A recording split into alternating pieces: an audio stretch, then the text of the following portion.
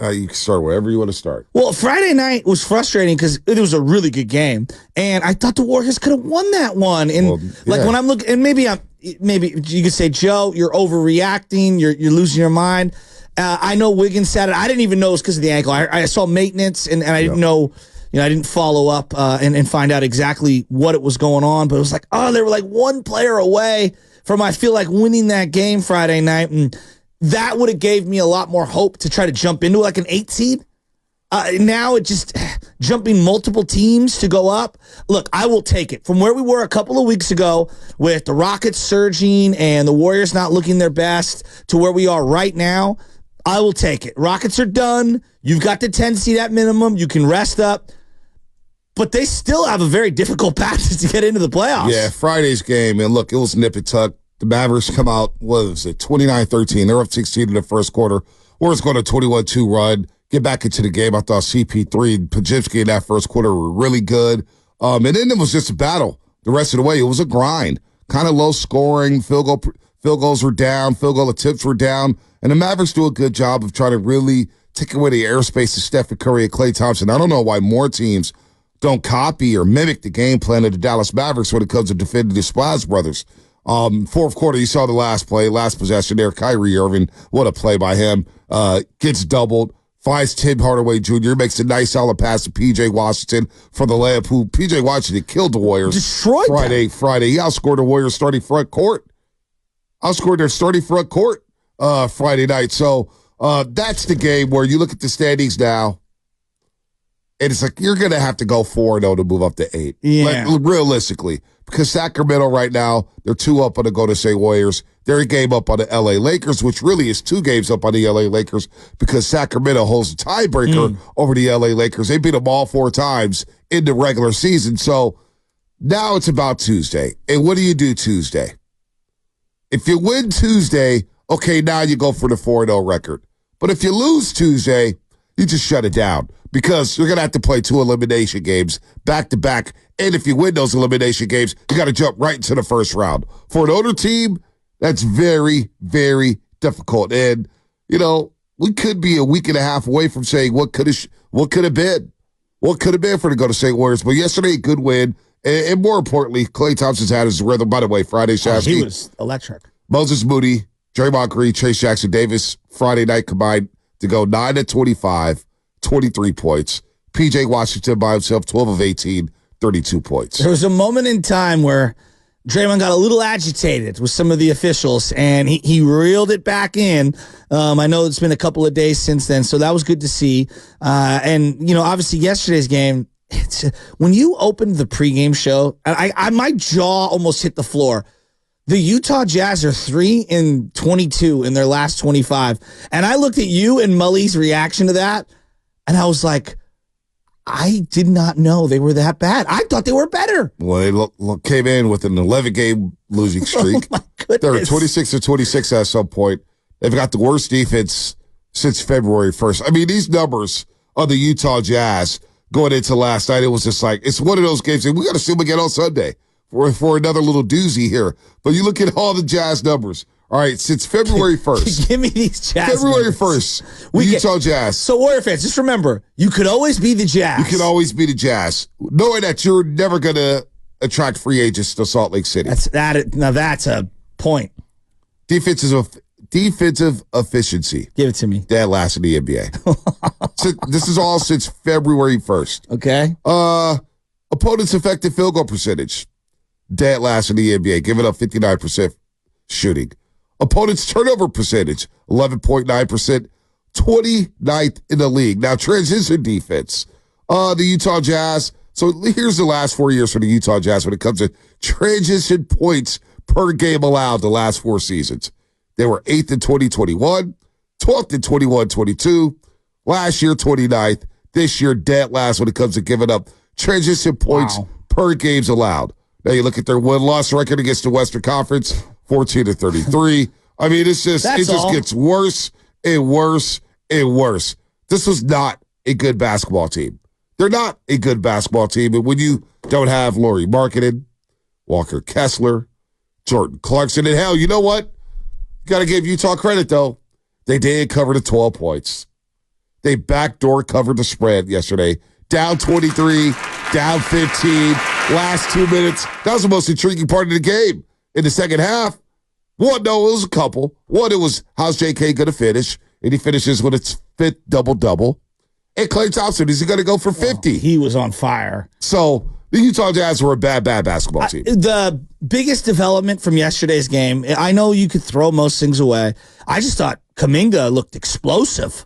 And, I didn't really know what to make. Like, he missed his Friday night's game. I'm thinking, oh, boy, is there more to this? I think that's just a natural thought if you're a Warrior fan. Like, 1 game, 2 games. What, he missed 5 total? Missed 6 straight games. 6 straight games. 6 straight games. I was starting to worry. Yeah. And just seeing his lateral quickness, his explosion, his ability to leap in the air for rebounds yesterday, he made some passes, too. That's one thing I think we've underrated is his little pocket passes inside the key. He made a couple to TJD. He made one back out to Podziemski. I mean, he looked phenomenal. And I think everybody was, I don't know why, we were like pessimistically waiting for the Kuminga demise to come back and coincide with the Warriors taking a slip back. I felt it was so unfair. Who was waiting for the demise? I just said the haters.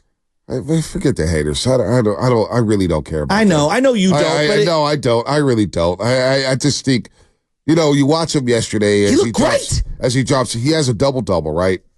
10 rebounds. Game high 10 rebounds. Scores 21. And you know what? Off the bench, this was a 6th straight game off the bench in which he scored at least 20 points. Wow. That matches Sarunas Marciuliotis. Oh, number 13. Matches Sarunas Marciuliotis for the most consecutive 20-point games off the bench in a Warriors franchise history since 1970-71, when starters were first officially tracked. So this is what this young man is doing. So that's power. Wow. I mean, and then we had this list of guys who have had 6 straight 20-plus point games off the bench. There's guys like Jordan Clarkson, veteran. Bogdanovich, veteran. Yeah. I mean, all these veterans who are doing it, and JK's 21 years old. So this whole idea that, hey, let's just go ahead and trade Kuminga and try to get something for him. Oh, you know what? Where does Kuminga fit in? Again, it doesn't matter if he comes off the bench. He saw 27 minutes last night. You really want to trade this young man? Well, this guy? No, I don't. The other thing that I keep coming back to is, look, I don't know if all these guys are going to be on the team next year, but even if you did have them, I'm not just here to say, oh, they're a top 3 seed, because I know Warrior fans, we do this like consequentialist radio. Like, you're either the best team in the league or you have no chance at all. It's like, okay, there's many degrees to this. Moses Moody has played really good basketball for a long time now, okay? Jonathan Kuminga clearly has taken a massive step forward. Podziemski playing really good basketball all year. I thought he was really good yesterday. And Trace Jackson-Davis, Friday night, he was awesome. And then again, I thought he was really good again yesterday. And he's been awesome really all year. So you've got a nucleus of 4 young guys that you have to feel great about. Yeah, no doubt. You do feel great about it. I mean, when you're looking at like cost control and trying to find value in the margins, like, I know they might not have all 4 next year, but Bonte, like, those are either valuable assets that can be stapled to something else down the line, or guys that could be part of a winning culture moving forward. Yeah, no doubt. Here's Steve Kerr on the lineup in TJD and what he's going to do with Jonathan Kuminga. Bringing Jonathan off the bench and watching him run the floor and attack the rim, that's a great dynamic to have off the bench. But we have to see when Steph is back. We've got to find exactly how we want to do this, because we really felt good about JK starting for about 30 straight games with Draymond at the 5. But given what's happened over the last couple weeks, I want to keep starting Trace. So if JK's coming off the bench and he plays the way he did tonight, then great. So we'll figure it out. So running the floor, shot selection, only took 2 threes, made 1, 9 of 11 overall from the floor. He's rebounding better, running the floor, and boy, could have used him Friday night. That was a tough one Friday. I know you're going to miss Wiggins and Kuminga. Kuminga was a game-time decision, didn't go. I'm sure if he wanted to, he could have. But the tendonitis is something that lingers. You don't want to push that. They're not having Andrew Wiggins with the ankle injury made it that much difficult. Now, Luka Doncic didn't play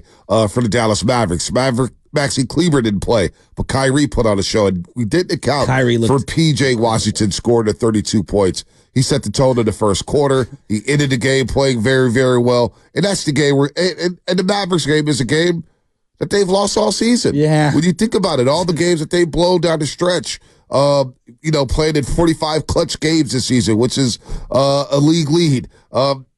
Losing that game, that's the one that kind of, to me, was saying, all right, they're going to be stuck in 9-10. And now who you're going to play. That's the way I felt. Now, here's the deal, and I was thinking about this on the way in. Sacramento right now has 33 losses, and they play OKC, they have Phoenix, they have New Orleans, they've got another game. I think it's a gimme game. And then the Lakers, they have the Warriors. I think they have Phoenix twice. Phoenix twice? I could be wrong. Yeah, I think they got Phoenix once. Go ahead, Spinoni. Blazers. They got a Blazers game. Okay, I thought they had Phoenix. So they've got Phoenix at home, New Orleans at home, Phoenix, and they're Portland. Or no, who's it? They're in Sac. They're in Sac for Portland. So 3 home games left, 1 road game. So they got 1 road game at OKC, and then 3 home games against Portland, New Orleans, and Let's Phoenix. go, Chet. So Sac, it's very possible they could go 2-2 or 3-1. I feel like Sac is going to wrap up the 8th seed. However, if they go 1-3, what do the Lakers do? Now, if I'm not mistaken, Spinoni, the Lakers have the Warriors. They've got to go to Memphis.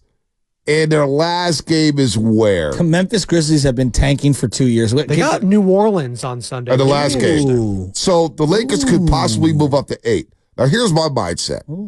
If the Warriors lose tomorrow, I would shut everybody down until the play-in. I agree. Shut it down. And then you hope that the Lakers go 3-0. To get them up and have Sac fall down. See, I'm with you.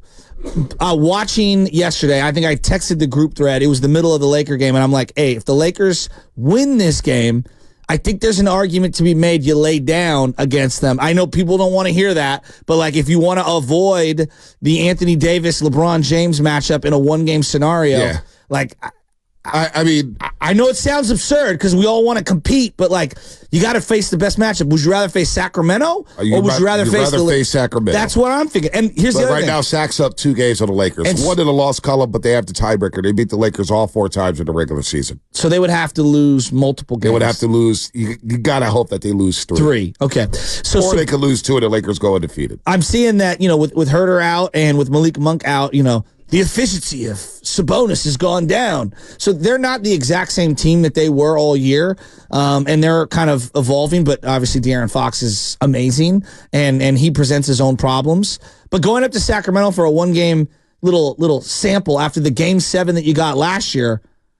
Yeah, it's a tough situation for the Warriors. You got to win 2 playing games just to get into the playoffs. They could do it, though. No, I'm not saying they can't, but the way I'm thinking about it is like this. All right, if you lose on Tuesday against the LA Lakers, I'm resting everybody. And obviously, Stephen Curry got a rest day yesterday, missed the 7th game of the season, played heavy minutes Friday night. Steve Kerr wasn't messing around Friday night against Dallas. 10:42 left in the game, 84-76. Steve Kerr calls a timeout, 30, get back in. And he plays the entire rest of the game. I actually thought he had a really good 4th quarter. He was 5-10 from the floor, 14 points, 3 rebounds, 2 assists. I mean, he tried to will the Warriors to a victory. I thought that was a game where you needed some more aggression from your front court, whether it was Moody, whether it was Draymond Green. That's a game where you look back at some of the seminal games for the Golden State Warriors in the past couple years in the playoffs. Last year, Game 5, Draymond Green scored 21 points. Very aggressive. Game 5 against the Lakers, very aggressive. Boston hit some big shots in Game 6 to help them win that championship. I thought Friday, Draymond Green reverted back to waiting around for Stephen Curry coming off screens. And he had wide open shots there. Got to be a little more aggressive offensively. And I just think Draymond was as aggressive offensively. Even coming in for a couple 15-footers or driving to the lane or whatnot. I know Daniel Gafford's there blocking every shot, contesting every shot. But Draymond, I thought in the 4th quarter could have been a little more aggressive with the scoring in that basketball game against the Dallas Mavericks. It's frustrating because there's first quarter Draymond and then there's 4th quarter Draymond. And I do believe that those players are very different in terms of like shooting the rock. What'd you think of the Klay Thompson shot at the end of that game? I thought it was a good look. Yeah, I mean, Steph Curry got doubled and he bobbled the ball and it was late. I don't even know if with the shot if he didn't count it because it was right there at the buzzer. And it was kind of just a rush shot. I can't be mad at it. It looked like it was online. But I thought Curry bobbled the ball early on in the possession. He did, yes. And it kind of screwed up the timing there on that final possession. So Look, man, that game, that's a tough one to lose. I'm stuck on that one, and I apologize because I can't get past it. It's frustrating watching Gafford and Draymond go at it. Draymond hip checked Gafford, and Gafford looked like he got hurt. And then they were getting physical. The referee and Dre were going back and forth, and I'm thinking, all right, here we go. And they just couldn't get the key stop and then bucket back to back in the final 3 minutes. They had some big buckets. Kyrie's so special. Kyrie's amazing. What he did to Houston last night, dropping 48 on him. Big shot by Dante Exum. But who was Mike Bassick last week? He said that Exum's nice. He said that Exum could be their Sean Livingston, and he wasn't saying that he is Sean Livingston, but I understood what he was saying. And Exum hit the 3-point shot yesterday to send the game in overtime for Dallas. They're going to be stuck in that 5 seed. They're going to take on the Clippers. And I got the Mavericks beating the Clippers in the first round, especially if they get Derek Lively back.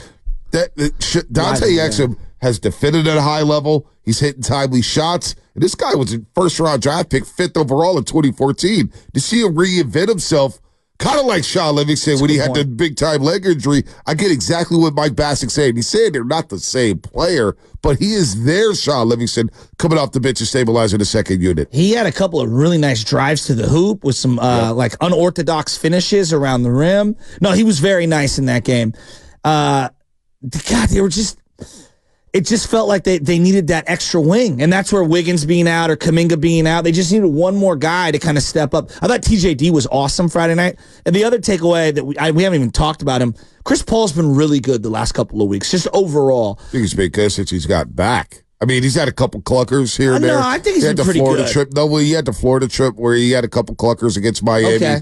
And he had a clunker against Orlando. But for the most part, Chris Paul's been solid. He's a Hall of Fame point guard. Chris Paul's been really good. There was a pass Draymond threw into the first row, and Chris Paul looked at him, and he was just like, come on, man. Chris Paul's just so funny. And what he does for the young guys, I love when they're going to a commercial break, and he's walking over, and he's talking to somebody, and he's not, like, screaming at him. He's like, he's telling Moses Moody, like, you need to cut here, and you need to go there. And he's just, the way that he passes into the key to Trace Jackson Davis, these little lobs where he almost throws him open like a quarterback so he can catch, pivot, turn, and dunk.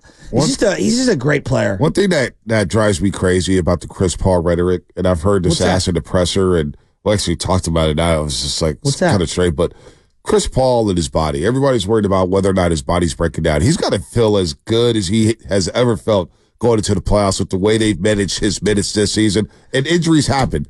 Hamstrings, soft tissue injuries, things are going to happen. Yeah. But people were asking about, how's your body feeling? You know, your legs, are they feeling strong right now? He's like, dude, I'm a baller.